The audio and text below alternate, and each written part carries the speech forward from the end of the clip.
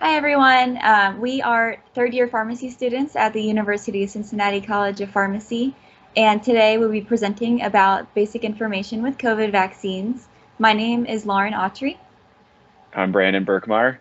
And I'm Angelica Sarin. And we are just going to be sharing some basic information about the COVID vaccines, how they work in your body, and kind of what to expect after you get the vaccine. So currently there are 3 different vaccines available in the United States. One of them is the Pfizer vaccine. This one is for patients 12 years and older, and it consists of 2 doses given 21 days apart. So after you get your first dose, you'll wait about 21 days, and then you'll go back for your second one. And the second vaccine available is the Moderna vaccine. This one is for people 18 years and older, and that one is also 2 doses, but that one is given 28 days apart instead of 21. And then the third one available is the Janssen or Johnson & Johnson vaccine. That one is for patients 18 years and older, and that one is only 1 dose. So once you get that 1 dose, you won't need to go back for a second one. And it is important to remember that you are considered fully vaccinated 2 weeks after the final dose. So 2 weeks after the second dose of both Pfizer and Moderna, and 2 weeks after that single dose of the Johnson & Johnson. And it's also important to remember that the CDC does not recommend one vaccine over the other.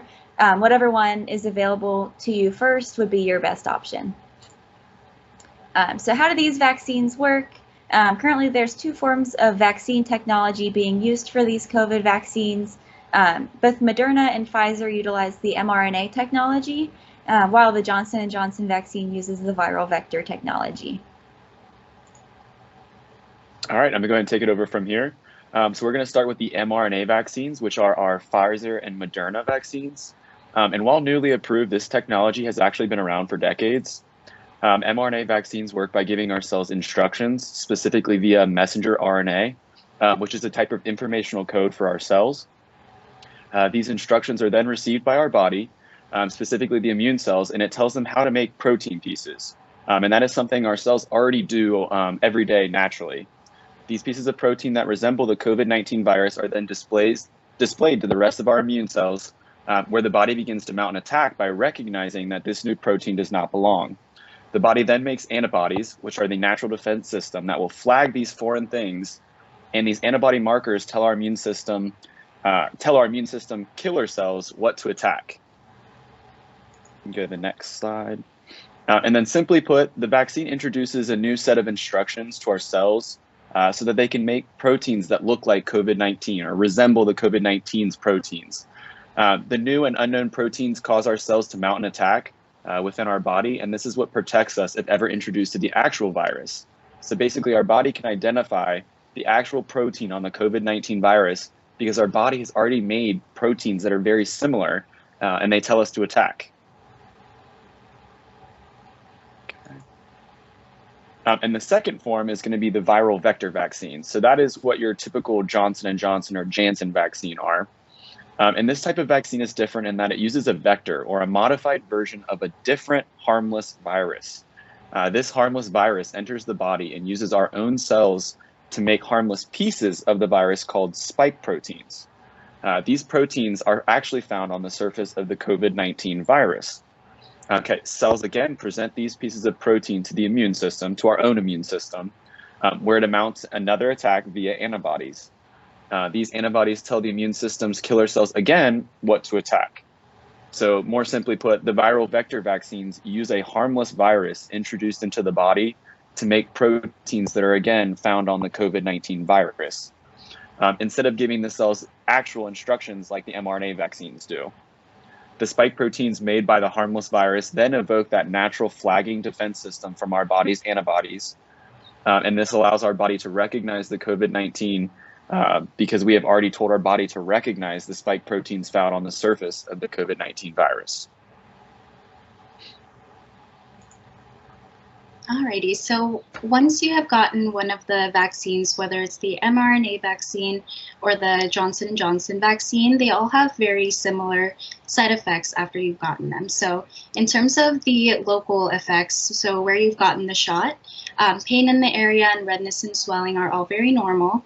And then in terms of what you expect for the rest of your body, fatigue is very normal, headache, muscle pain, chills, fever, and nausea. With the pain, redness, and swelling, that is normal again. A lot of the times it should go away within 1 or 2 days for you. And with the pain, with the arm, staying hydrated and also moving it around to promote blood flow can also help with the pain.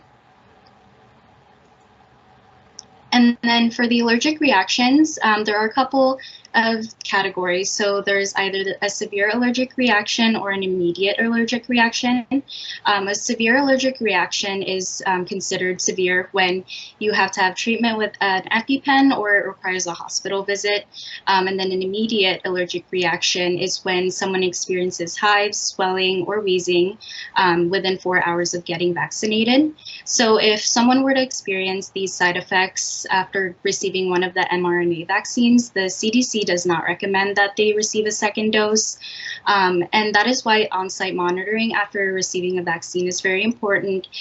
So if you have already gotten it, you probably noticed that we have asked you to stay either 15 or 30 minutes, depending on what your experiences have been in the past. So if you have ever experienced a severe allergic reaction or immediate allergic reaction to one of the ingredients in the vaccine, we would ask that you would stay for about 30 minutes. That way we can do some extra monitoring and make sure that we are prepared to help you depending on what side effect that you do experience.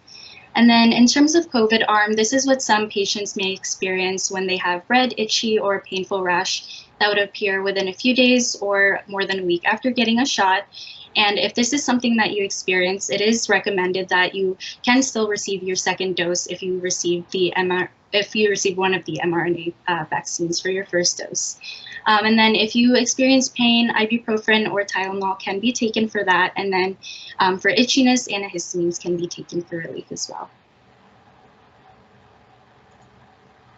All right, and that is the conclusion of our presentation. Thanks for listening, and go get your vaccine.